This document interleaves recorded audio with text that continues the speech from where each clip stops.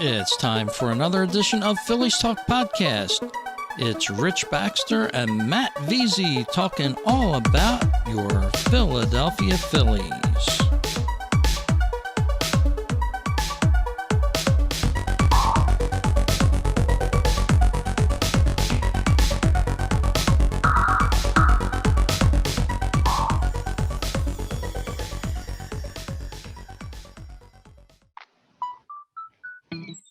And hello, welcome to Phillies Talk. It's the longest running independent podcast talking about those Philadelphia Phillies. Today we'll be talking about the Phillies at the All-Star break, a little bit about the All-Star game, and everything in between like that. Joining me on this show is Mr. Matt Veasey. How are you doing, Matt? Beautiful, Rich. How are you? How's your summer going so far? Not bad. Nice and hot. Nice and fast, actually. I can't believe it's middle of July already. We're already talking about the All-Star break, and we're just about here. It's Sunday, July 11th, as we're doing this podcast, and I just can't believe we're at the All-Star break already. A lot of interesting things coming up. They got the MLB draft tonight. Phillies have the 13th overall pick. The home run derby is tomorrow, and then you got the All-Star game on Tuesday. Phillies are going to be off for the next 4 days after today. They don't return until next Friday. They're home for a doubleheader against Miami. So, yeah, like you said, it's moving along. You know, we're at the halfway point of the season. Phils are battling this afternoon, trying to get to the 500 mark at the All-Star break. I guess we can consider that a jump-off point because they've really been struggling a little below the 500 mark until they've picked it up a little lately. Gotten a little hot here in the month of July with the weather. Yeah, they were about 4 or 5 games under 500 there at one point, and now they're threatening to go into the All-Star game. Can they be 500? I think they could do that with a win today. That's correct. Yeah, and they're leading right now 5-2. Ball game is in the bottom of the 6th at Fenway Park. So not good. You know, the Phillies are by kind of a little bit of an emergency that popped up. They're going with a bullpen game today there at Fenway Park. Girardi was forced into that by a late scratch, if you will, of Aaron Nola. Alec Boehm, it turns out, tested positive for COVID. So they had, and that was late in the game yesterday. I think he had to be pulled from yesterday's game around the 8th inning, and turned out that Nola and a couple of others, Connor Brogdon, I'm not sure who else, there were about 4 or 5 of Phillies who were scratched today. And it's a COVID protocol. I mean, hopefully they don't have it. They'll just test them. It'll turn out that they don't, and they'll be available next week. But I think that Boehm, I'm pretty sure he's down for 10 days. So, you know, it's that scratched Aaron Nola, who was supposed to get the start today. And so the Phillies have gone with a bullpen game, and so far it's worked out. Brandon Kinsler got the start on the mound, a reliever. He went an inning. I think he got into the 2nd. He was only supposed to pitch to 4 batters. That was the whole plan, was for him to start, pitch to 4 batters, because I believe they were right-handers, and then give away to Chris Sanchez, who's a lefty. And it turned out that Kinsler got through the first ones okay, but then he gave up a run there. Sanchez came in, and Sanchez did his job. You know, he pitched 3 innings. He did give up 4 hits and a walk, but got out relatively unscathed. He only gave up 1 run.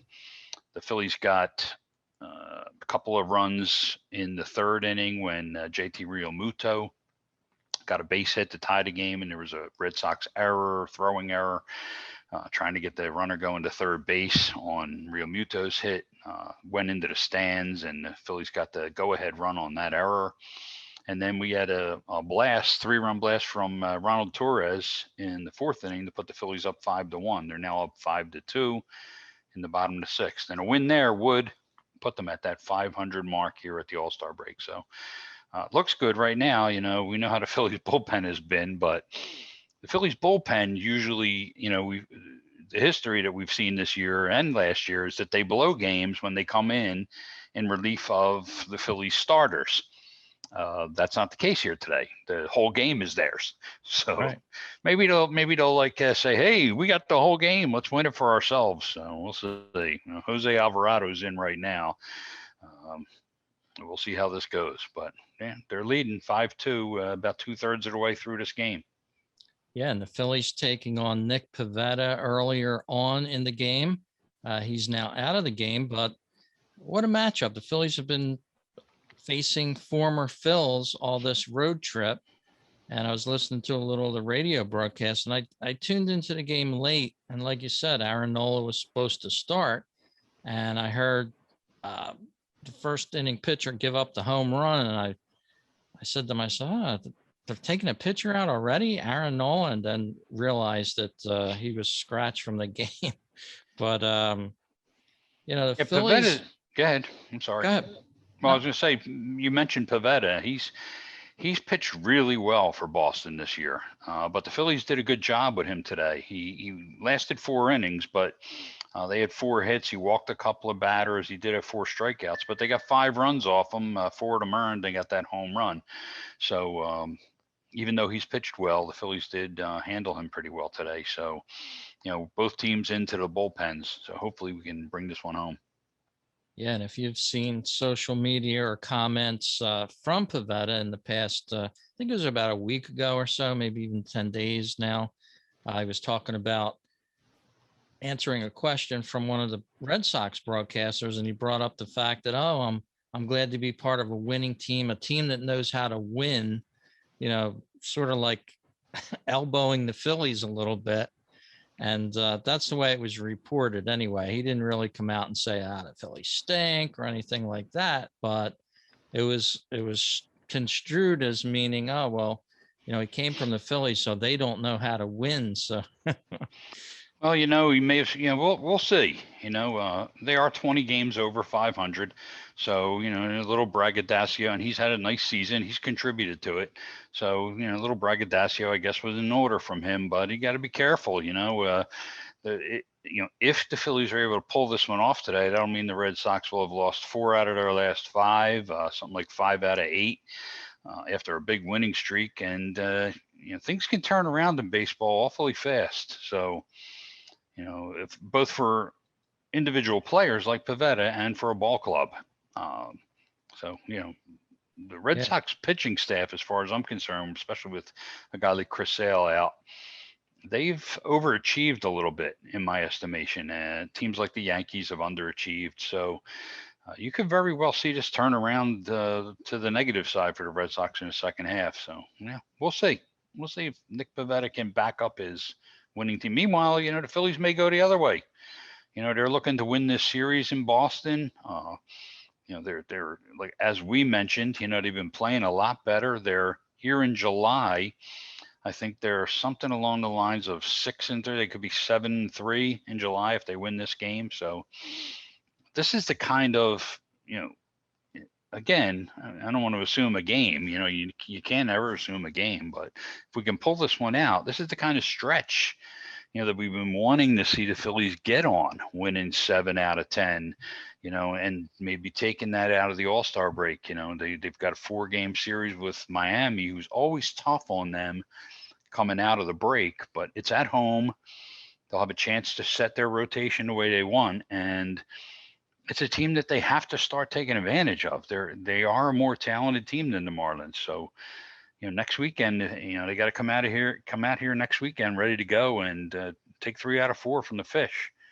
yeah. If they can do that, 7 out of 10, 3 out of 4 from Miami, you're talking about 10 out of 15 then, and you're above 500 by a couple of games. That's what we need to start getting on that kind of roll.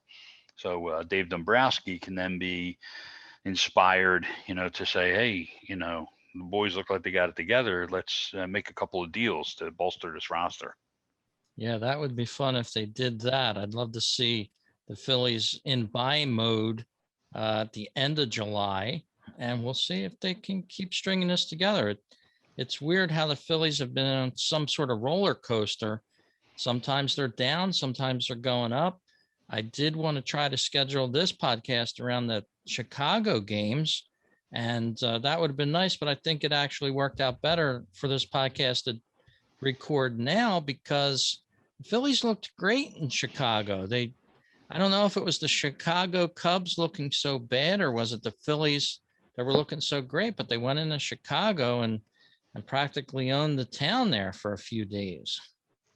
Yeah, the Cubs they're really struggling, and their GM has put it out there that, Jed Hoyer has basically said, he's president of baseball operations there, and he's basically said that they are going to be in sell mode at this, trade deadline as it pops up. And that's a little bit hard to believe if you look at what happened over the first couple of months of the season. Yeah. The Cubs were rolling along. They were playing really well. At one point, they were 11 games over 500. In the middle of June, they were 11 games over 500. Then they went into just a horrific, before the Phillies arrived, they were on something along the lines of an 11-game, something like a 9-game losing streak, and the Phillies, pushed that out even further. So looking at last night, the Cubs got shut out 6-0 by the Cardinals. That put them 2 games under 500. And remember what I said, Rich, less than a month ago, they were 11 games over 500. As late as June 24th, they were still 9 games over 500. So they have gone, let me do my math, they've gone 2-13. They've lost 13 out of 15.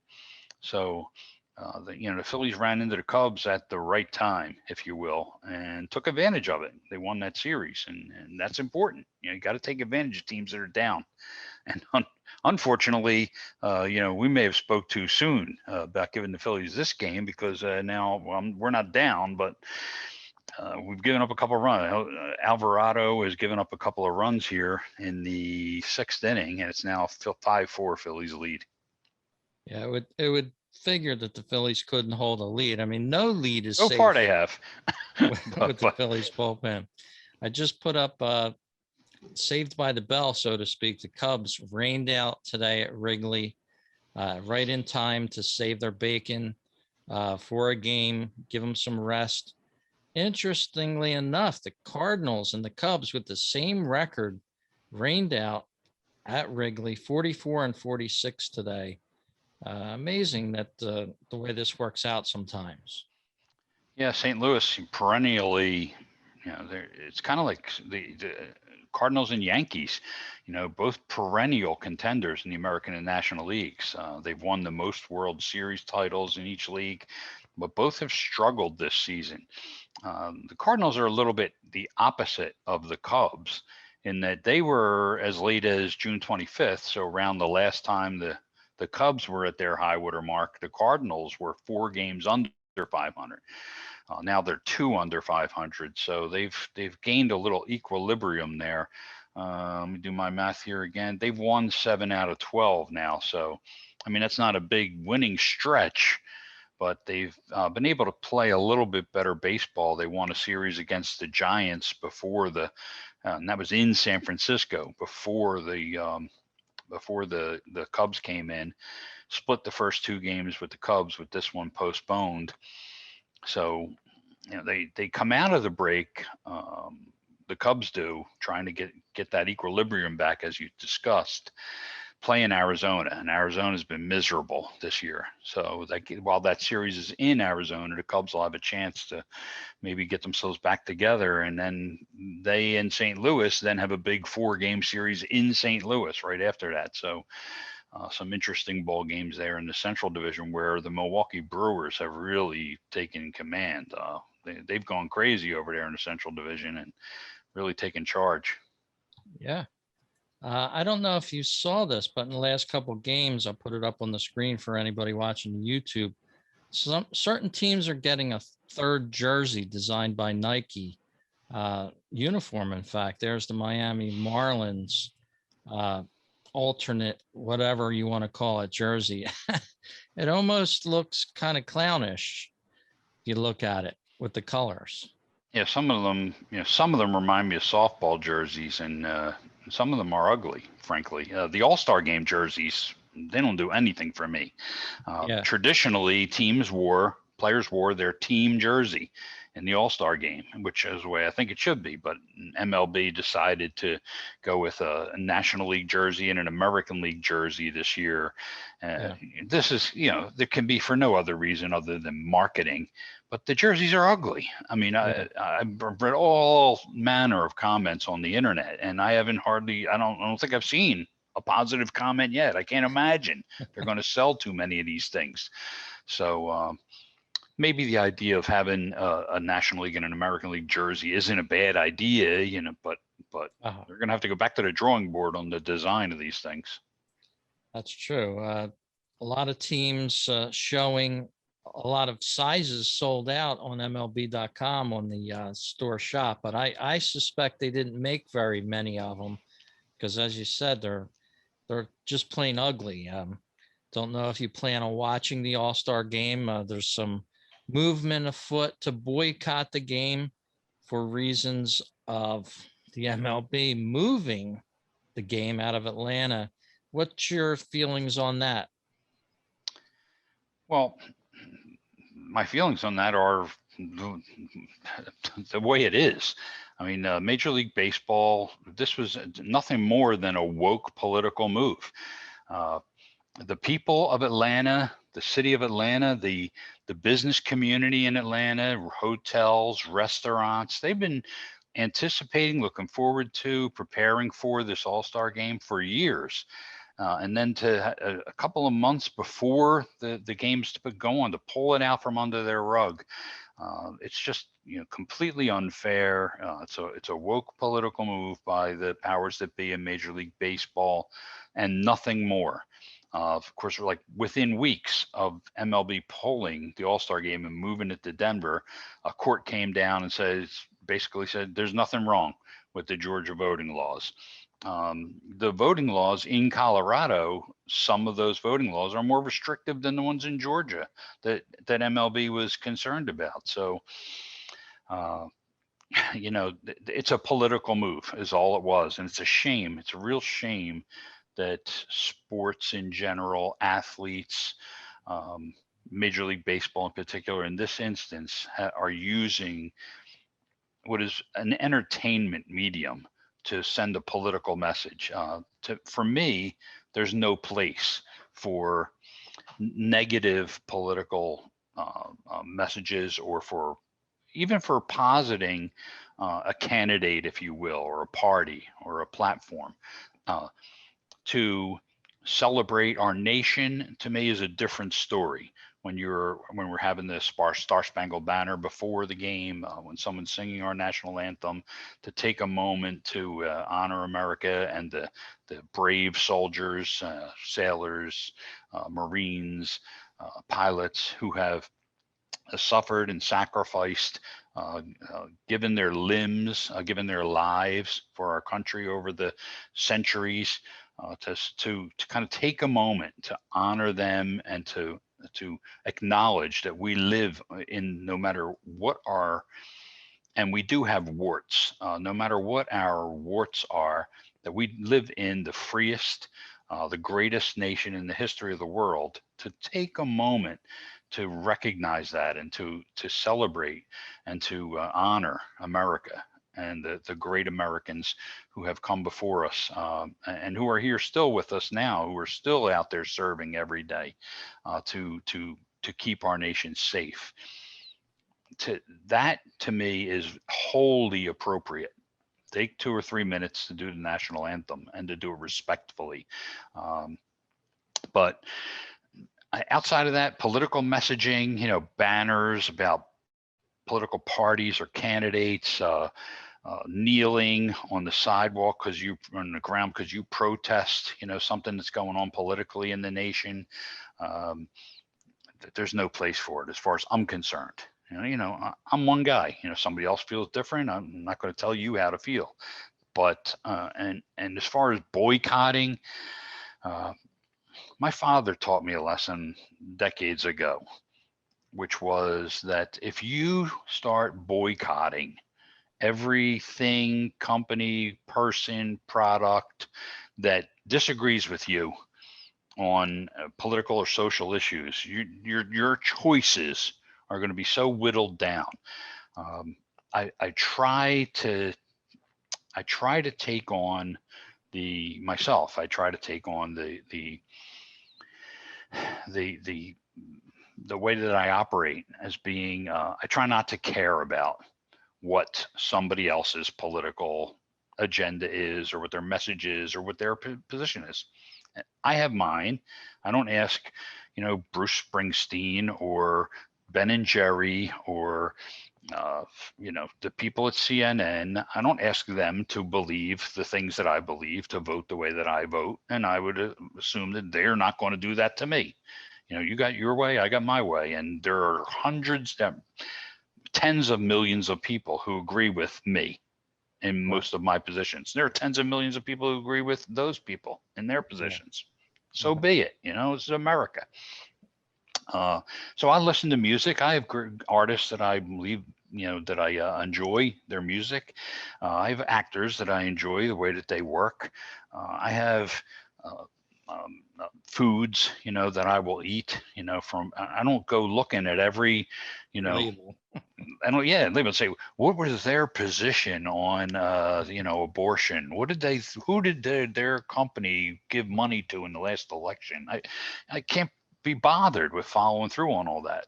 Now, if somebody goes out of their way to blatantly attack, like, I had a 30-year career in law enforcement. I'm a pro law enforcement person.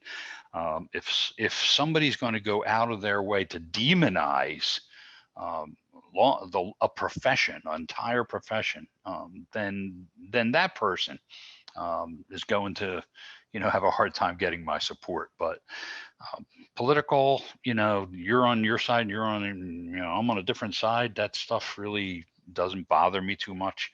I'll take my fun pot shots, on social media and my personal accounts and stuff like that. But, that's political commentary that we're all allowed to make. As far as the boycotting the Major League Baseball All-Star Game, I frankly, I don't know. I'm not one of these people that sits down when the Major League Baseball game, All-Star Game's on these days, and watches the whole thing from start to finish. I don't do that anyway. So what'll probably happen is my wife and I'll be sitting around, and I'll be doing something on the internet, and she'll be watching something on television. Yeah, and a commercial. I'll check on the game, here and there, and like anything else, I'll check in on it a few times, especially if in the beginning I may watch, if we have JT catching, and I think JT Realmuto has been announced as the starting catcher now for the National League, and there's a good chance that Zach Wheeler could be the starting pitcher. So I may tune in for the beginning, see some introductions, watch those two guys perform in the beginning, but I'm not going to sit there and watch the whole game. It's not that I'm not watching the whole game isn't because I'm boycotting it. It's the bottom line. So. Yeah, and it's going to be a situation where, as you said, there are going to be a couple Phillies players there, including Zach Wheeler. And I think Jacob deGrom is not going to start that game. I'm pretty sure. Don't know if he's even going with. I think he bowed out. Yeah. I think he's one of the many. There were many, many players who bowed out for various reasons. Here in town, Bryce Harper made the comment, and he took a little bit of heat, not too much, but he took a little bit of heat for saying that there was a good chance if he had been named to the All-Star game this year that he would have skipped it because of spending, he'd rather spend some time with his family. He just had a baby. He's got some physical, nagging physical things that 4 days off would be nice to rest. So, I think that he took less heat for that than he might have, because right away, like in the immediate aftermath, and even during that time that he was making that announcement, a number of players across Major League Baseball publicly made the same proclamation. Players who had been named to the team, some of them starters on the team. So it's not like Bryce Harper's hanging out there like as the one guy who says, I wouldn't have gone if you had picked me. Well, there's a lot of guys who aren't going and were picked. So I don't really, frankly, it'd be nice if Bryce Harper was in the All-Star game. It'd be nice if he was in the home run derby. But he'll have many years. He's an outstanding player. He'll have a number of years where I'm sure at some point down the road he'll get in the All-Star game again. Uh, but right now, I'm looking at the Phillies. I'm looking at the Phillies at hopefully 500 at the All-Star break. Hopefully, make a move on the Mets in the second half. And Phillies need Bryce Harper, 100% healthy as possible, ready to go. And I'd rather right now, frankly, see him get a 4-day break, give his body a chance to rest and heal, and be ready to go when we hit the ground running again on Friday. Yeah, and all of the Astros representatives are not going to the game for one reason or another. Yeah, they had two guys starters, I believe, and then they had a couple of guys they tried to add on as additions, and those guys backed out. I think Michael Brantley was one of them. So, yeah, you're right. There are going to be, from what I heard yesterday, no Houston Astros, at least at this point, representing the team in the All-Star game.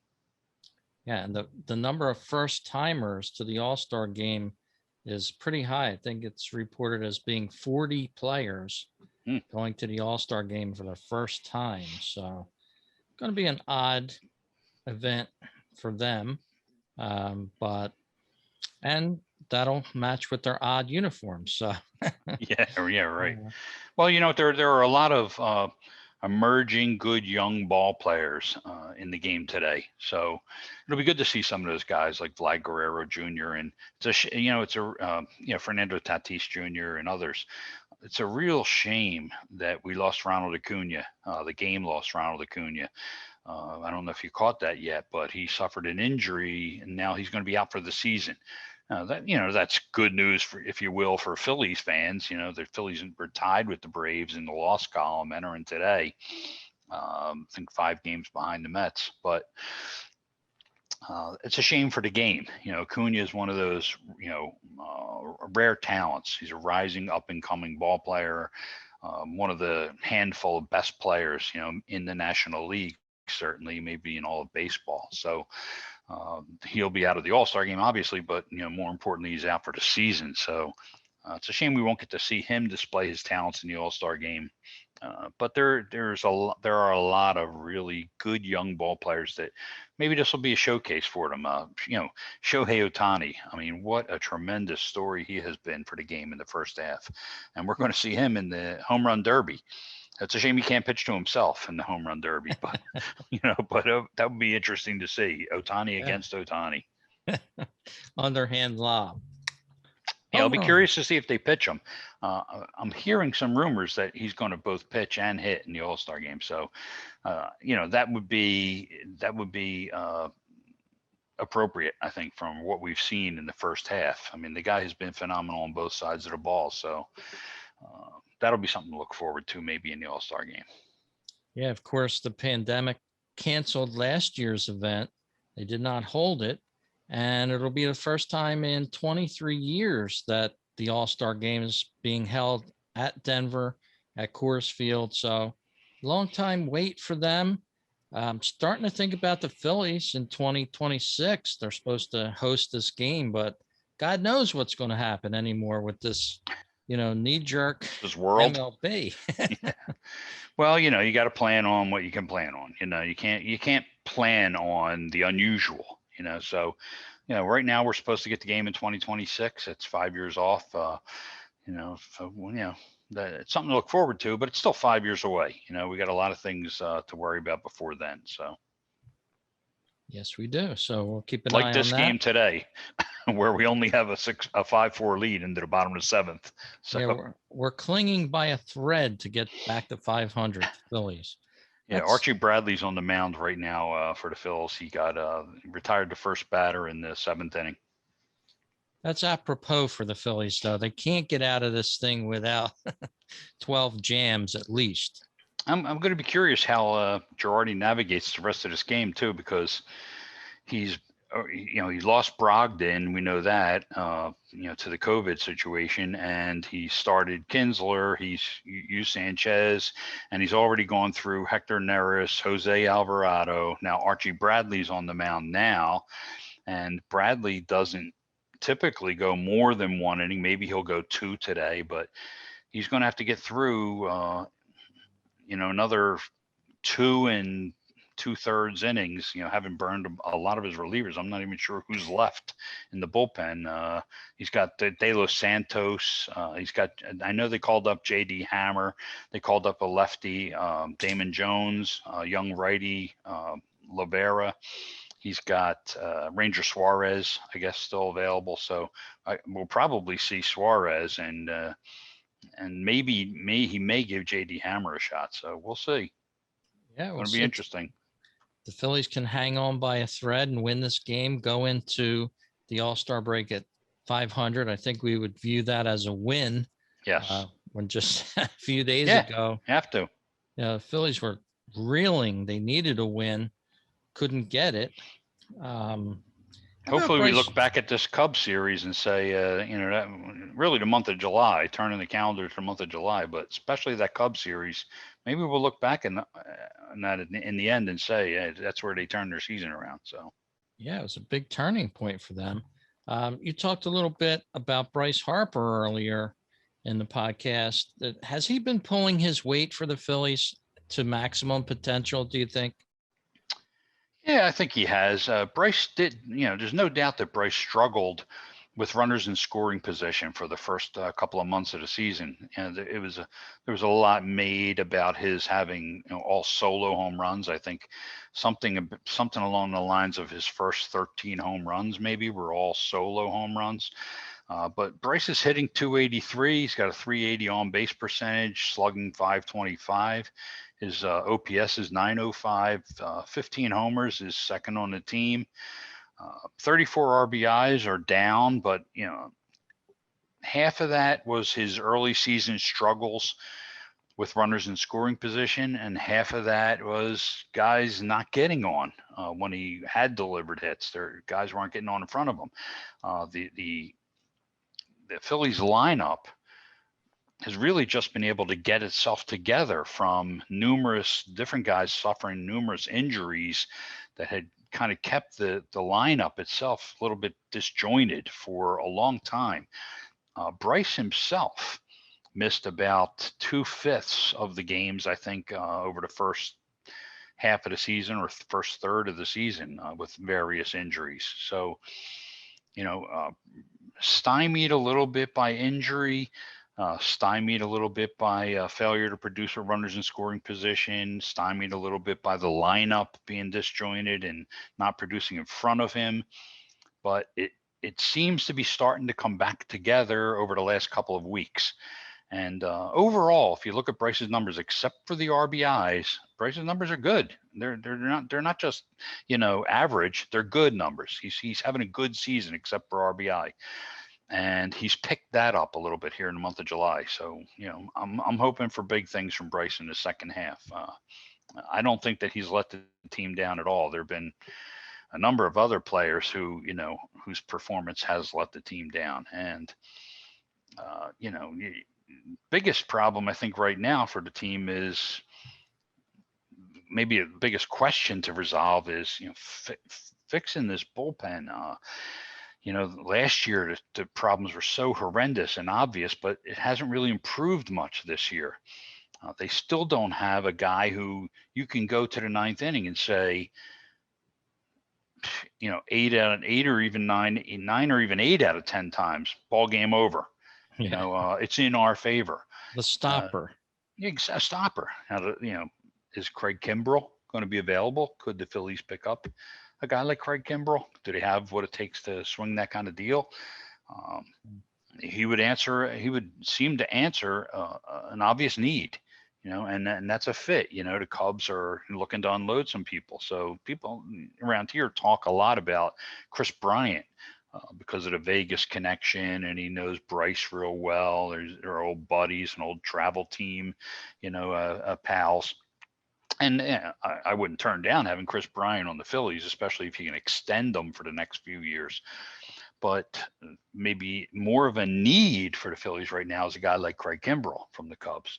So, I don't know if they can swing. Dombrowski can swing some kind of package to bring both of those guys here, which would be nice. I just don't know how high our expectations can be, knowing what the Phillies have to offer as far as players and prospects. that at least prospects they'd be willing to trade. Now, beyond that, you still got the problem down at the fifth starter spot. Uh, maybe even the fourth starter spot.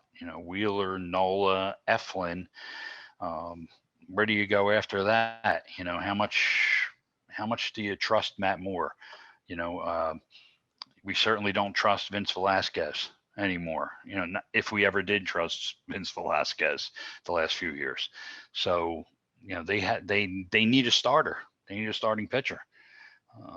A reliable starting pitcher, hopefully a more proven one, somebody who can come in here and win ball games down the stretch.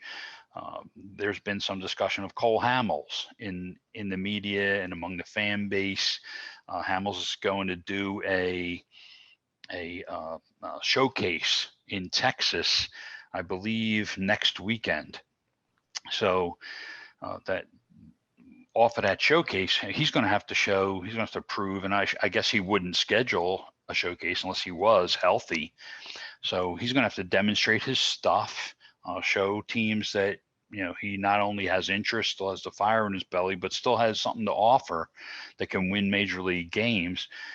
But even if he has this showcase next week, and there's going to be, if he looks good, then there are going to be a handful of teams maybe that are looking to sign him. So that process is going to play out over a number of days.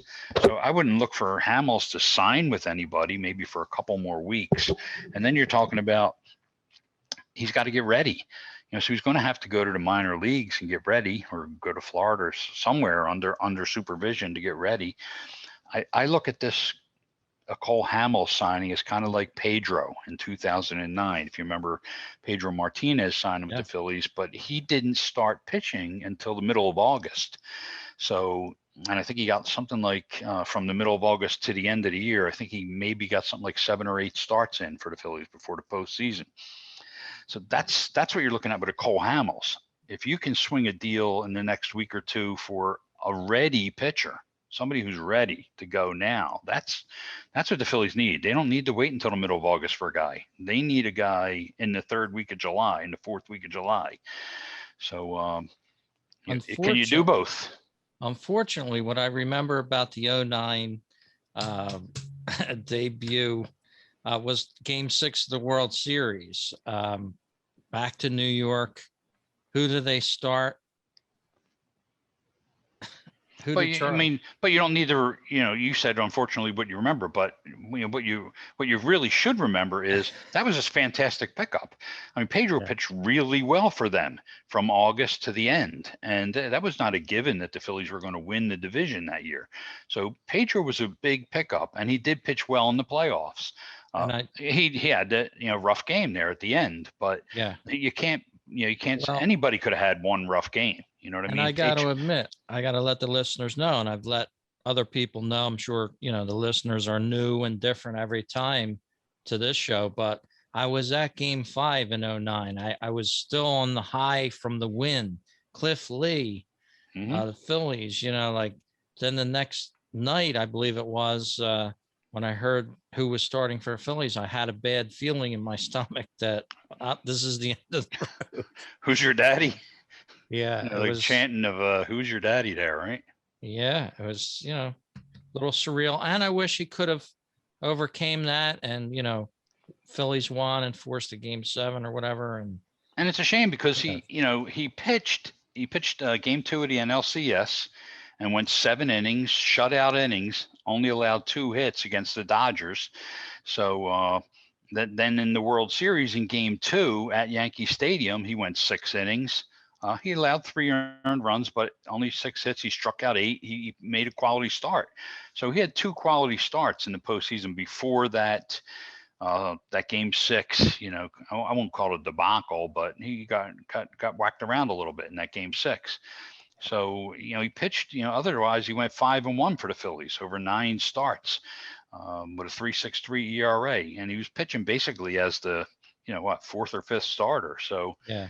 Pedro certainly did his job in 2009. He did end up being a good pick. It was just unfortunate that Game 6.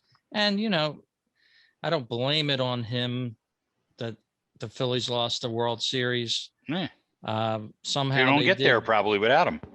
Yeah, they did lose it. But going back to the World Series games, did you ever get a chance to go to one of the games in 08 or 09? I did not. I was working at the time, as a sergeant in the Philadelphia Police Department, and I had a couple of chances to slip my uniform on down and slip down there and get into the ballpark, but they were really, unless you were assigned there, they were really discouraging anybody from trying to do that unless you were actually working it. Right. And I just, at that point, it wasn't that big a deal to me. I didn't mind sitting at home and watching the ball game when I wasn't working. I did get to go to game 2 of the World Series in 1980 as an 18-year-old. So I have my World Series experience from that. It was a big Phillies rally in the 8th inning. My recollection is that, Mike Schmidt and Bake McBride did something special there late in the game. I think McBride had a big hit. So, I remember the Phillies pulled it out late. They were losing. I think they beat Quisenberry in that game. So that series, the Phillies win the first World, and everybody remembers, Phillies won their first World Series ever. But it was, I think some people forget how tough that Kansas City team was with George Brett and company. The Phillies won that in 6 games. But the game that I was at, the game 2, they were trailing in that game and pulled it out late with some big clutch hits. And then they go back to Kansas City and lose 2 straight. And then game 5, they're down in the 9th inning. It was a big Del Unser base hit. I think he doubled. It scored Schmidt all the way from first base. I like to, when I run into people who don't really know this about Mike Schmidt, an underrated part of his game. We all know about the home runs, and we all know about the defensive greatness that Schmidt had, all the Gold Gloves. But one underrated part of Schmidt's game was his speed. He was a very fast player. I mean, he wasn't like Ricky Henderson lightning fast, but he had speed. Schmidt, very athletic ball player. And it's perfectly highlighted. If anybody ever wants to do it for yourself. Go out and Google Game 5, 1980 World Series, 9th inning, Mike Schmidt, and watch Schmidt's. Earlier in the game, he had bunted or threatened to bunt, and so when we come to the 9th inning with the Phillies trailing against Kansas City, that threat of Schmidt laying down a bunt ends up pulling George Brett in to play closer. And what does Schmidt do? He smashes one directly to the left of Brett. And if Brett had been playing back on the AstroTurf like he normally would have, he'd have fielded that ball and thrown Schmidt out. But because he's playing up to mitigate the threat of Schmidt possibly bunting for a base hit, he gets the ball smashed just to his left, Brett does, and it's such a hot shot, he can't handle it up that close. Schmidt reaches on a single, infield single, and then they bring up Del Unser to pinch hit. And what does Unser do? He just typical Del Unser, that year in 1980, he was clutch pinch hitter, as he was for the Phillies for a few years before that. But he delivers a shot into the right field corner, rolls around. Schmidt goes all the way first to home for the tying run. So, the Phillies go on to win. So, and that gives them a 3-2 lead in the series. And then they win it, 4-1. They win it in 6 games. But that series was never really in the bag. There were a lot of tight games, and they lost 2 games in the middle, and very tight in games 2 and 5 as well. So that's my World Series experience. It was 1980, unfortunately, so not 2008-09. Yeah, I had the Sunday plan for a couple years there in Citizens Bank Park. In 2008, I just happened to get lucky, buy the tickets for the postseason, and I got Game 5 of the World Series was one of the games. And prior to that, in April, I had planned a vacation with my wife. We were going down to Tampa, of all places, that October. So we were down there when the Phillies were in the World Series already, waiting for their opponent. And I ended up putting them on eBay and selling my tickets to Game 5 because at that time I could have went to Tampa. I could have got tickets to go to Tampa and see the game. Not good tickets, mind you, but uh, World Series fever was fervent around the Philadelphia area. Sure. And, everybody wanted to go to the game. So I says, well, let me put these tickets up for sale. With the money I was going to get, I could pay for the next season of a whole Sunday plan for two people. Right, right. So I was like, it's a no brainer for me. Ends up, I didn't get to see the Phillies win the World Series, which would have been a complete thrill to me. I don't regret doing it, though, especially with the 2-night type of break that they had. They had the one game where it started and it rain delayed. I think they had to wait, 2 nights to start? Yes. Yeah. Yep. And that wasn't even the best of nights. And, but yeah, the game that could have been my World Series winner, I sold. So, yeah. Better to see them win a series than lose. In 2010, we had our season ticket plan, and in 2010 we saw Roy Halladay's no hitter against Cincinnati, which was a complete high, obviously. But then we also had tickets for the Giants series, the NLCS, in I guess it was Game 6 when they got eliminated. So I was actually there when we were there, in our seats for most of the game. And in fact, early in that game, the Phillies fans was very similar to what they did to Bert Hooton back in Black Friday in 1977. But that's a history lesson in itself. But for those Phillies fans old enough to remember, the booing off the mound of Bert Hooton back in '77, what the Phillies fans did in Game 6 of the Giants series was very similar to what they did to Jonathan Sanchez of the Giants. Virtually booed him off the mound, and the Phillies took an early lead. The Giants, I think they won it. I remember we had a perfect angle for it. I think it was Jose Uribe hit a late homer in like the 8th inning or something like that. That gave the Giants the lead, and trying to beat the crowd. My wife and I left our seats and started leaving the ballpark, but we stopped and watched right from almost behind home plate on the way out. We stopped to watch because there were, it was a close game. We still had a chance. So I think Utley was on base, Ryan Howard was up, and Brian Wilson was pitching for the Giants. And, in my head, I'm just envisioning,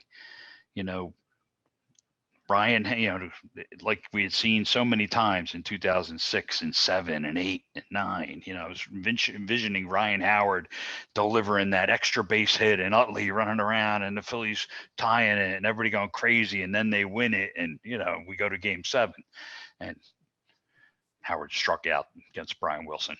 And so the Giants are jumping all over the mound at Citizens Bank Park. And, it was a tough pill to swallow, because we had been in the NLCS. We'd been in the World Series, won the World Series in 08, been in it in 09. And here we were in 2010, back in the NLCS late, with a chance to go to Game 7. And, you just felt like you still had that great team, but they just didn't quite do it. Yeah, it was still a good team. Obviously, we saw what happened the following year in 2011. They had the best record in baseball, but to be there when they suffer that elimination, to watch. How many times do we see Ryan Howard strike out, in his career? Thousands of times. But you also saw him come through as a hero so many times. So here to watch him strike out, and for it to be the ultimate strikeout, he strikes out, and the series is over. It was really, demoralizing. And we just turned right around and headed for the exit, because everybody was headed for the exit then. Yeah, he did carry the Phillies on his back for a number of games there, almost like a Schmidt did in the 80s and the 70s for the Phillies at various times. I haven't seen that yet from Harper. Harper's not a carry on my back type of player yet for the Phillies, in my opinion. I didn't see him like picking the whole team up and trying trying Yeah, to carry. his first season, I was seeing that, and then like last year I throw last year out a lot because of COVID. I mean, last year was Yeah. just so disjointed for everybody in baseball that I give anything a pass for last year. So Yeah. Harper's first year, there were periods where he did that. He carried the team on his back and said, come with me, fellas. But and this year he had a slow start, but he has picked it up a little bit lately. So um, he's in his prime right now, and he's going to be for the next 2 or 3 years, maybe 4 or 5 years. So Bryce Harper, the key is going to be Bryce Harper staying as healthy as possible. If we have a healthy Bryce Harper, we're going to get. I have enough faith in what I've seen over the last decade, Harper's talent, natural talent, that I think we're going to see those kind of periods where it's, he is in the center of Phillies winning baseball, and it's not like a game winning, but I mean a winning team. So um, maybe that's being overly hopeful on my part, but that's what I really believe. That I believe that this team is close. Um, I don't know what it's going to take to push them over the top. That's what Dave Dombrowski was brought here to do. Put this team over the top, find those pieces.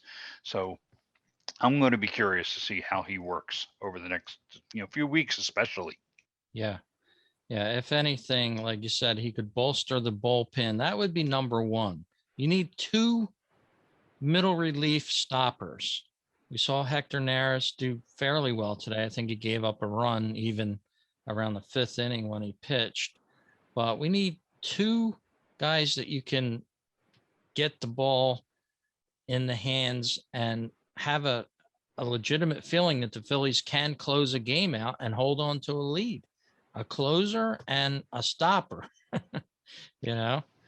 Well, they got out of that seventh, so we're now in the bottom of the eighth. Phillies are still leading 5-4, and it is Ranger Suarez. He gave up a leadoff hit, so the Red Sox have the tying run at first base. Ranger Suarez is in the game. Bottom of the eighth inning, Phillies up 5-4. So, like you said, we got to get people who can hold things down, and Suarez has done pretty well for them so far.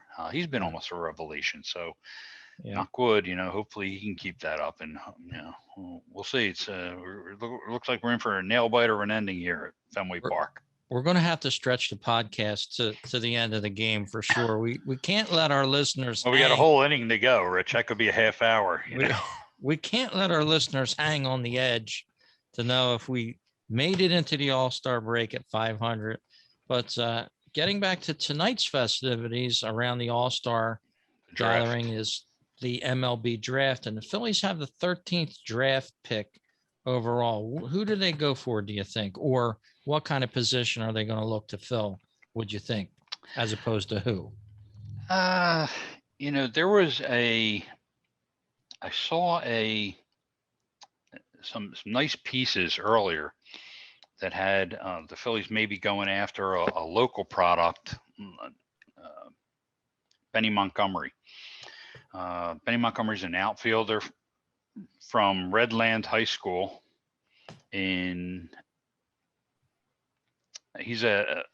I've seen some people thinking that he's going to go sooner, maybe to the Rockies. It's interesting because I've looked at a number of mock drafts. I'm not big on mock drafts because they're just somebody's opinion. They really don't have any basis anywhere in reality. The talent this year, there's no consensus number one player. There's no like Steven Strasburg or Bryce Harper or that kind of guy. There are a number of interesting talents, and there are going to be some good players that come out of this draft. But I think there's a good chance that the Phillies picking 13th overall could come out with the best player in this draft. It's really, I think this draft, as much as any that I've seen in recent years, and I follow the drafts pretty close, is a real crapshoot. I think it's a real total roll the dice kind of deal. So I think what the Phillies are going to do is, in their war room, if you will, they're probably going to have, I'm sure they have their own idea of who they would like, but who you think is going to be there in that 10 to 15 range, and they're at 13, all those guys might be gone by then, or guys who you think are going to go in the top 10, a number of them may slide for various reasons, whether it's contract reasons or, contract demand reasons, or, just what the teams in that top 10 decide to do. So I'm not going to tell you that I have any clue who the Phillies are going to pick. I would like one guy that I really like. I just don't think he's going to be there for their pick, is a right-hander, high school right-hander from Oklahoma named Jackson Jobe. He's supposedly, there are some people who believe he's the best high school pitcher in the draft by a wide margin. But high school pitchers are frequently, there's something that's a lot of teams are afraid of. High school pitcher, they're usually far away. You're talking about 18-year-olds, so you're talking about maybe a 5-year developmental plan. But the Phillies don't seem to be afraid, to go for that. It's a long range payoff, though. It's not, I'm more of my preference historically is towards college players. I want somebody who can impact the team, like a Nola coming out or a Bohm coming out, who can impact the team maybe in their second or third year, after the draft. But to get that elite kind of talent, sometimes you have to roll the dice and go for the really mega talented high school guy, and you got to wait it out and hope they stay healthy, and hope they continue their developmental plan, and hope you can develop them well. So I like Jackson Jobe, and that's who I hope the guy is. Could be somebody like, I've seen Sam Bachman, who's a right-hander out of Miami, Ohio. I've seen them, attached to Benny Montgomery locally, although it's whether he's there or not, who knows. Left-handed pitcher Jordan Wicks out of Kansas State. There's an outfielder from Boston College named Sal Frelick. There are catchers, who I hope they don't take. I'm not big on catchers. To me, catchers are the biggest, crapshoot. I mean, catchers sometimes don't develop until they're in their mid to even upper 20s. So, especially if you take a high school catcher, you're talking about, you're not going to see that kid. I mean, there are only so many Pudge Rodriguez's. You're not going to see that high school catcher for another 7 years, maybe, as an impact player in baseball. College, even a college catcher might take you, 4, 5, 6 years to develop a catcher to the point where he's an impact player in Major League Baseball. So there are some that could fall in the Phillies range, but I would look for them more to go for a pitcher, possibly an impact outfield bat, especially if the kid Benny Montgomery is still there, the local kid. But Benny Montgomery he's an outfielder, and he's a high school outfielder. So, the Phillies got burned with Mickey Moniak, who was a high school center fielder. That's what Montgomery is. So do they go down that path again? So this is, I have my thoughts on this draft, Rich, but my biggest thought, and I think that maybe it's coming out in the way that I'm describing things, is that I've used the word about 5 times already. It's a real crapshoot tonight. They're going to come out of it with a nice prospect at 13, but that's all he's going to be as a prospect. And we're just going to see what happens after that. And that's really, it's really going to be the same way with any team's first round pick tonight, including the first overall pick. So I have interest in this draft. I think it's going to be very interesting. I'll be watching a little bit of the draft tonight. I'll be following along with that. But it's only for interest's sake, because, to getting a guy who you can say, yeah, this is the future of our team, that's not the case. You're going to say, okay, that's good. He's a nice talent. Let's get him into the organization, get him started. We'll see you in 3 to 5 years. That's the bottom line. Right. I was just reading up a little bit about that 2016 draft where the Phillies had the first overall pick. But really on that year, it ended up to be that the whole pool of talent, as you alluded to this year, wasn't quite, up to par or, superstars being mined out of it. Of course, a few pitchers in this draft tonight that'll take place look pretty decent. In fact, Leiter's relative there, I believe his son is in the draft from Vanderbilt. And way back in 2016, when the Phillies picked Mickey Moniak, we had Jay Groom from the New Jersey area, and there was a lot of articles about him and whether the Phillies should try to pick him. And apparently he had some issues going through school and things that may have come back to haunt him, that sort of thing. And he hasn't even really made it to the majors yet. He's still in the minors for the Boston Red Sox. So I don't know if you can say that Mickey Moniak is a bust for the Phillies, but certainly at a number one pick, I think they expected a little bit more production out of that number one pick. Well, you expect a lot more, right? Right. So, yeah, the shame for the Phillies is that was another draft where there just was no consensus, overall pick. And the Phillies, of course, have the first overall pick, for the first time in, almost 20 years. And the shame of it is that, they couldn't get that number one pick in a year when there was a Harper talent or a Strasburg talent out there. So they were just, they took a shot. Moniak was a very talented kid. He was a high school kid who already was very talented, and you were projecting, and it just didn't work out. They had the 10th overall pick the year before that, and they did the same thing. They went with Cornelius Randolph. He hasn't panned out really either. So they really, those first round picks, just really didn't work out. But like you said, other players who were picked in that first round around Moniak, they haven't worked out much either. Nick Senzel was the number 2 pick. He's had some moments with the Reds in the big leagues, but nothing special. Maybe the guy that so far has been the best pick in that first round was Ian Anderson, who was 3rd overall to the Braves. But, he's got a long way to go yet. He's still a young pitcher. A lot of the guys, when you look down that draft, that were names. A.J. Puck has been injured. Braxton Garrett has been injured as pitchers. They went, like 6th and 7th overall. Matt Manning just finally debuted this year with the Tigers. Kyle Lewis had a nice year last year for the Mariners, but he's been hurt this year. So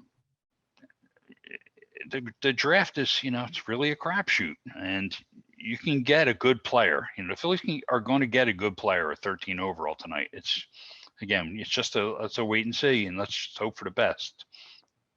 Yeah, we'll keep our eye on who that player is, and we'll talk about him during the next Phillies podcast. And let's keep in mind as well, back to Moniak, he's only 23 right now, and just read something that, you got to throw last year out. You can't include that, although it was included for the major leagues, all of the stats and everything, but that's a year of development for him that really wasn't. So yeah, but the thing that's bothering him, the thing that worries me about Moniak is that he looked like he had been progressing before COVID. He broke out a little bit, if you will, at Clearwater in 2018, and then built on that at Reading in 2019. And like you said, he was still young. He was only 21 in 2019, and he seemed like he was finally starting to pick it up. He had 11 home runs. But Reading is known also as an offensive ballpark. But now this year, he's playing at AAA, Lehigh Valley, and he's only hitting 220 with a 288 on base percentage. He struck out 59 times in 209 plate appearances. That's just not acceptable. I mean, his talent, his power has been up a little bit. He's hitting the ball with a little more authority. He's got 8 homers. He's got 34 RBIs, but he's just not hitting. I mean, 220 isn't going to cut it. A 288 on-base percentage isn't going to cut it. Striking out 59 times in 209 plate appearances, that's more than once every 4 plate appearances. Moniak just has not progressed this year. If anything, he may have regressed a little. So right now you have to consider Mickey Moniak as a bust, a complete bust, especially when you consider it as the number 1 overall pick. And that's a shame that the Phillies lost out on that. But like I said, it's not the only one. The year before, they lost out on Cornelius Randolph at 10th overall. So there have been other picks. The Phillies need to really start hitting on these picks. I like Alec Bohm. He's taken some criticism, rightfully so. But I think over the long term, this kid can hit. And he's not a high school kid who we're developing. This was an elite college hitter. And he is, I think he's shown in his moments that he's got the talent to hit at the Major League Baseball level. It might take him, a little more time, but I think we're going to see a good hitter out of Alec Bohm. Where he's going to end up defensively, ultimately, I'm not really sure. But, time will tell with that. He has shown the ability to play third base in the big leagues, but he's also made a number of boneheaded plays. I'm only imagining that when you demonstrate that you have the physical talent to make really good plays at times, you have that in you. So if you have it in you to do it once, why don't you have it in you to do it every time? It's there physically. It's just a question of confidence. It's a question of continuity. Just keep playing him. I don't think Bohm is a guy that you need to send down to the minor leagues. I think Bohm's a guy that you need to just say, hey, he's going to have some growing pains. Let him have the growing pains, and keep him in the mix. Let him learn from guys like Harper and Real Muto and McCutcheon how to be a big leaguer. And I think we're going to have a good one with him. I think Aaron Nola was a good pick. He's already demonstrated that. He's been high up in the Cy Young voting. He's at the very least a number 2 starter in the big leagues right now. So they've hit on a couple of them. They have a young kid's their top position prospect right now, Bryson Stott, who could be a shortstop, could end up as a third baseman. I think they're hoping that he's their long-term shortstop, and he's looked really good this year in the minor leagues. So that's a really positive development for the Phillies developmental program, is to have a high-ranked kid like Bryson Stott perform in the minor leagues. And he's setting himself up to, Didi has a year to go on his contract next year, but if Stott continues to perform at the minor league level, you might see, maybe they'll move on, deal DD next year at some point, or maybe they'll go through next season with him and then Stott can take over the year after that. It's only good news for the Phillies if Bryson Stott continues to produce at the minor league level. Spencer Howard's had a couple of nice starts in the minor leagues, and that's what the Phillies need from him. He's another high draft pick of recent years, their top pitching prospect. He needs to just get stretched out as a starter. Forget this talk about making him a reliever. Spencer Howard is a starting pitcher in the big leagues. And I think you'll see him in the Phillies pitching rotation on a regular basis from Jump Street next season. So I'm trying to peek in on what we're doing here this year. We just got out of the 8th inning. So the Phillies are I was still up 5-4. Yeah, that's what I was watching it the whole time. Yeah, I got one eye on that. Loaded. Yeah, I was the same thing. I'm trying to think of good things to say, but I'm watching the Phillies game. Yeah, the 5-4. They got out of that 8th inning. So I was watching the bases as they filled up on MLB.com. But Ranger Suarez pulls it out of the 8th inning. Somehow gets out of a bases loaded jam with a ground ball hit and out. And we're still hanging by a thread here in the last game of the end of the first half, so to speak, I had a personal interest in Mickey Moniak a little bit. My cousin actually was friends with their family growing up, as he was growing up in California, out in San Diego. So when I heard that the Phillies drafted him, I knew my cousin was friendly with their family and probably knew Mickey Moniak from a very young age because they were apparently neighbors. So I hope Mickey still pulls it through somehow and, gets to be a big leaguer on the Phillies, or maybe he could be a trade dangler there with some proper.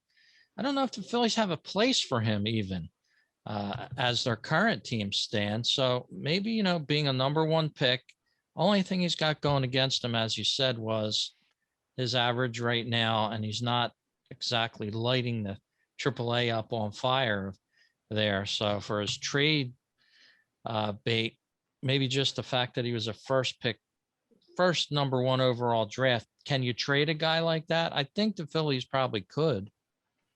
Moniak? Yeah. I mean, they certainly could trade him. It's anybody, you could trade anybody, but Moniak would have value, I'm sure, to somebody. I'm sure there's somebody out there who would say, like you mentioned earlier, 23 years old, he has some pop. He can defensively, we know he can play the game defensively. We've seen him up here. So Moniak, just can he hit enough to contribute at the big league level is the thing. Like, I think there's always going to be a place. Mickey Moniak's going to be, he's, first of all, he's already got his money. He made his money in his signing bonus. So, the kid was a millionaire, from Jump Street. So now it's just a question of, can he establish himself in the big leagues at all, even as a reserve player? I mean, you can carve out, nice. We've seen plenty of guys do it, carve out a decade-long career as a fifth, sixth type outfielder, fourth, fifth, sixth outfielder. Moniak has the defensive chops already to do that. He can play center field. He can play any of the outfield positions. So, but when you're hitting 220 and you're striking out in, almost a third of your at bats, I mean, that's something that's hard to overcome. But big league teams have a hard time giving a guy like that a shot.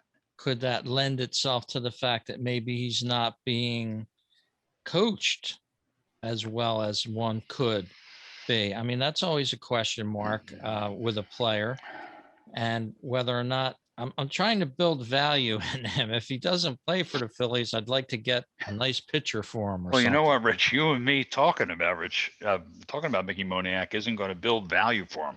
What's going to build value for Mickey Moniak is Mickey Moniak performing. You know what I mean? Producing. He has to be able to.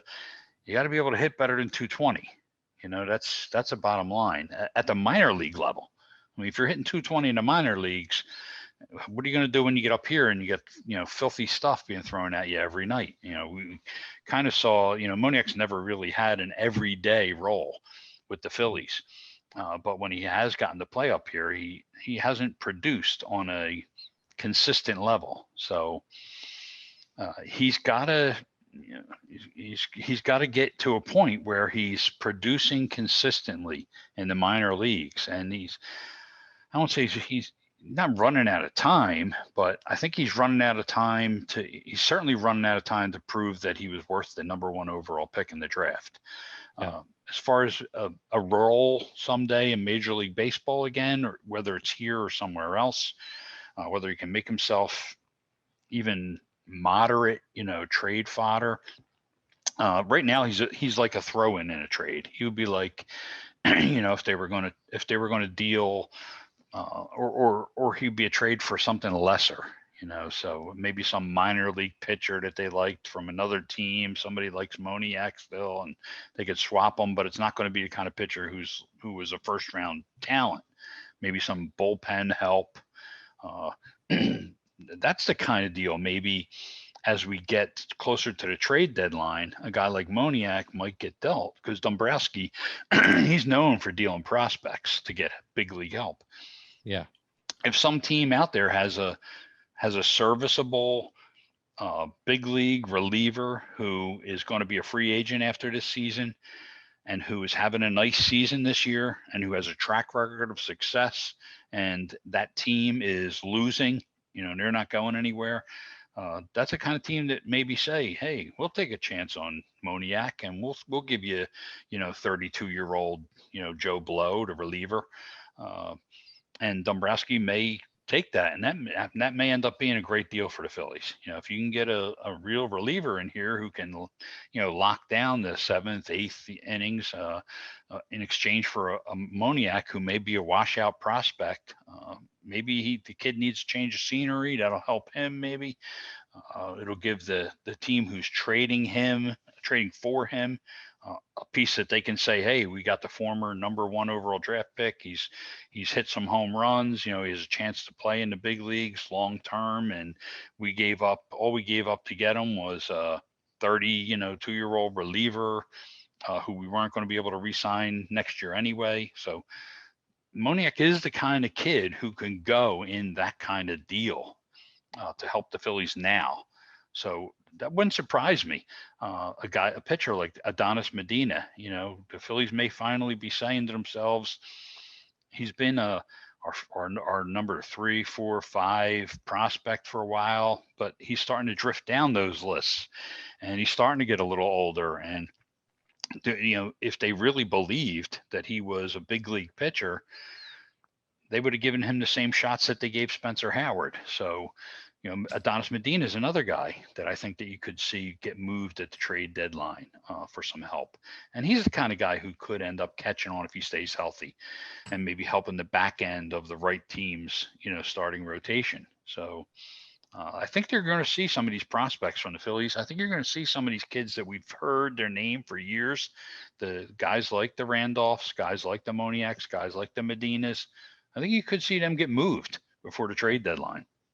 Yeah, and I was just going to praise the work of Ronald Torres in the game today. 3 for 4 with 3 ribbies on the game, single-handedly helping the Phillies win this game. If they pull it out, they're still hanging by a thread. But he gets caught stealing at second base in the top of the 9th. I wonder if Girardi put the run on this. Travis Jankowski ended up with a walk right afterwards, but Torres was picked off trying to steal second, top of the 9th with a 1-run lead.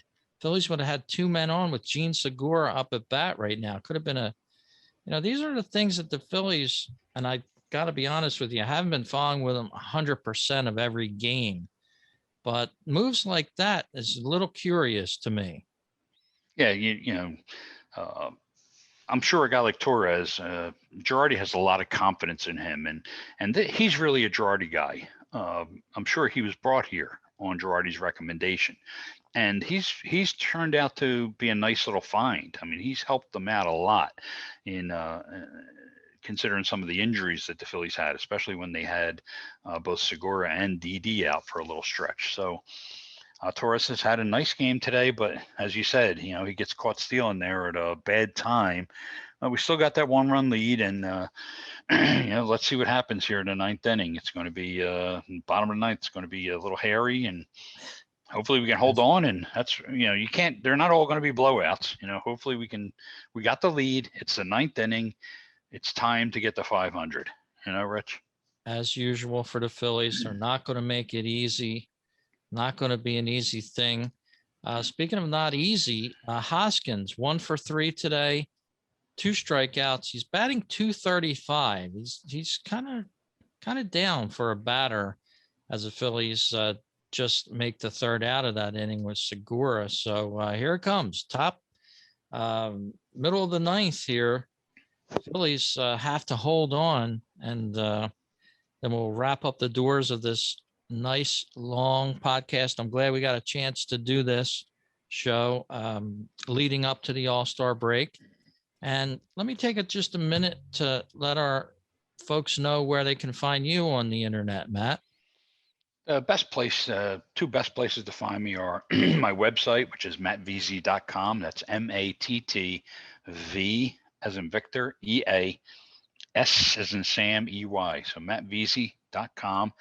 or at Phillies Bell on Twitter. I also have at Phillies Bell on Instagram, but it's much more active on Twitter. A lot of Phillies history information every day.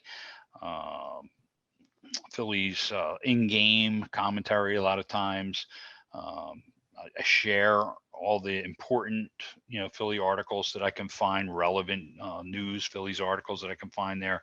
So it's a really good extra, if maybe you're following all of the big, more well-known Philly sites. But if you add at Phillies Bell to your collection, you're going to get some good stuff. I'm going to give you some good material on the Phillies. And then at the website, I haven't been writing as much as I had in the past, but I intend to pick it up a little bit more. I have some book reviews, baseball book reviews that are coming up. I do my MLB power rankings still. That's the last piece that I did. That was back on 4th of July weekend, last weekend. I got a monthly piece that I get published in the IBWAA newsletter, the Internet Baseball Writers Association of America newsletter, that I share on my website. And I'm in the midst of, I just went to this idea of creating a series on great players, Hall of Fame players who played the bulk of their career in the 70s and 80s. That was kind of like when I came to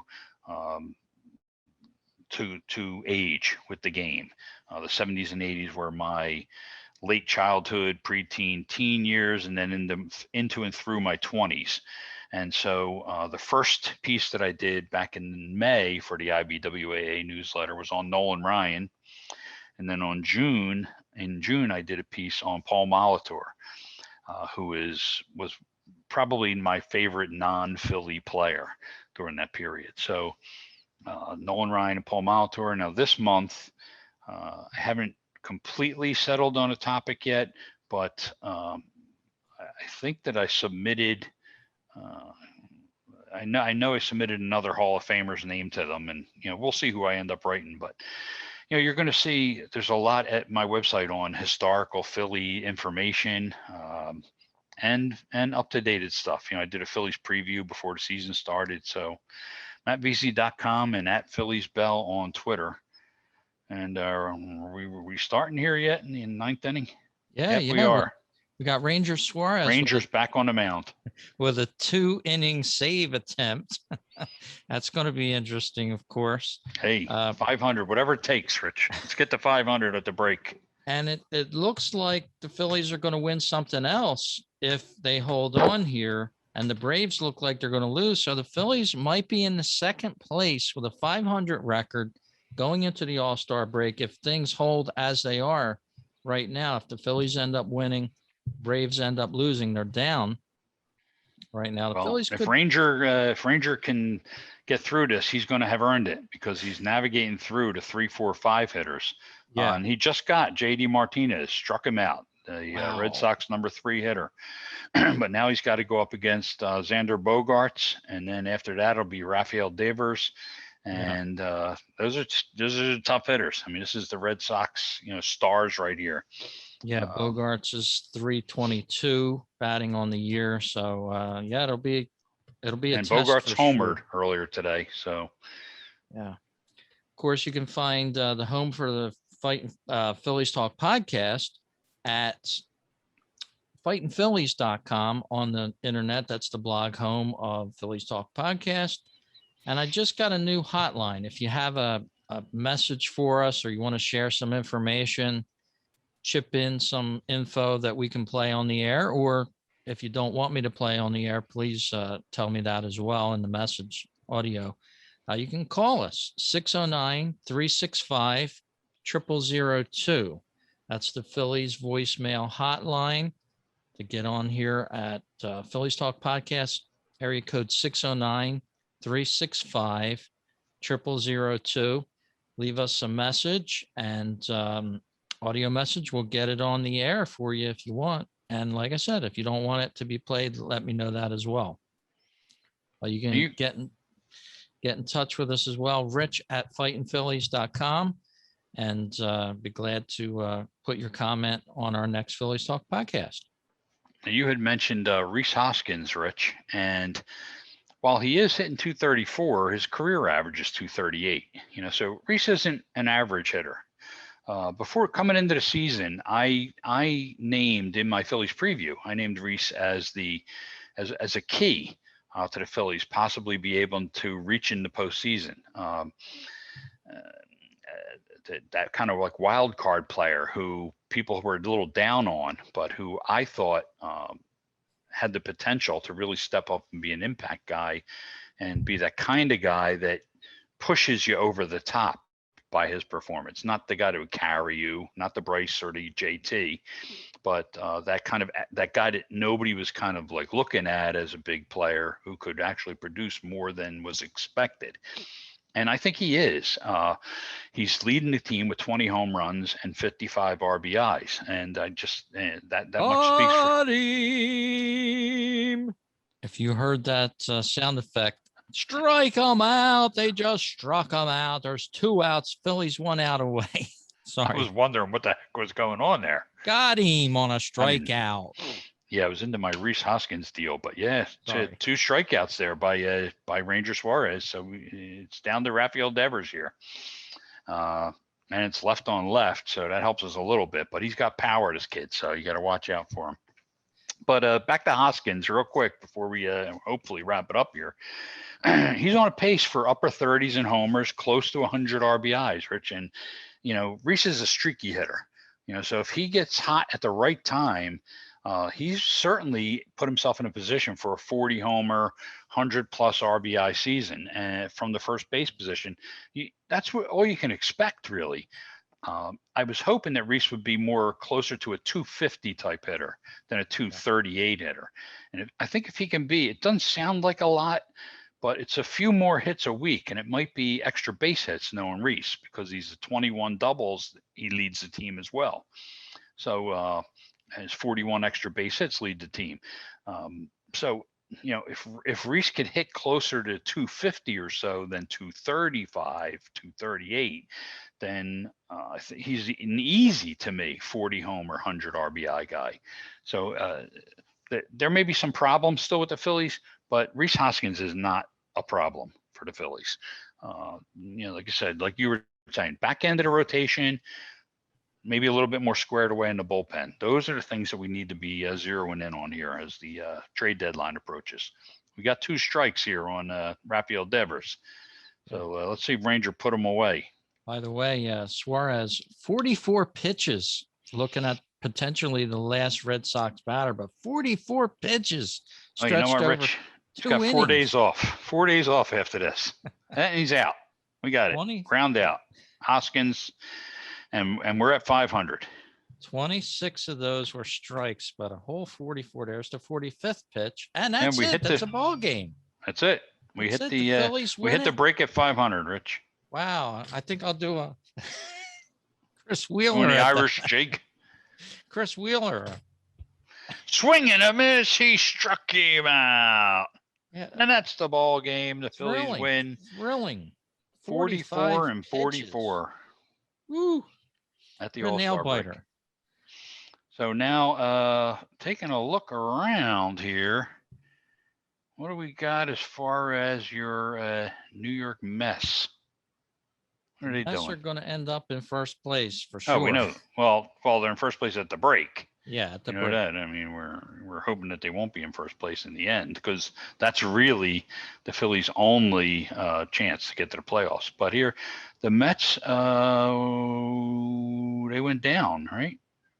Is this today? Did they lose to Pittsburgh 6-5 today? They probably did, because they were ahead 5-4, and it looks like the Pirates must have rallied. Yeah, they lost. So unbelievable. 6-5.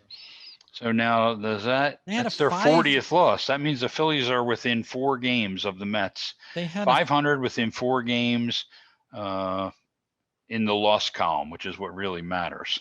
And they had a 5-0 lead in that game. I remember looking at my phone on the William Hill betting app and thinking, they were 2,500 to 1 at that time or some ungodly 5,000 to 1 to win that ball game, being up 5-0 in the first inning, I think.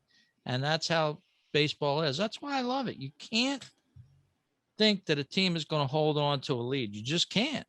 That's why I don't bet, Rich. I don't bet on anything.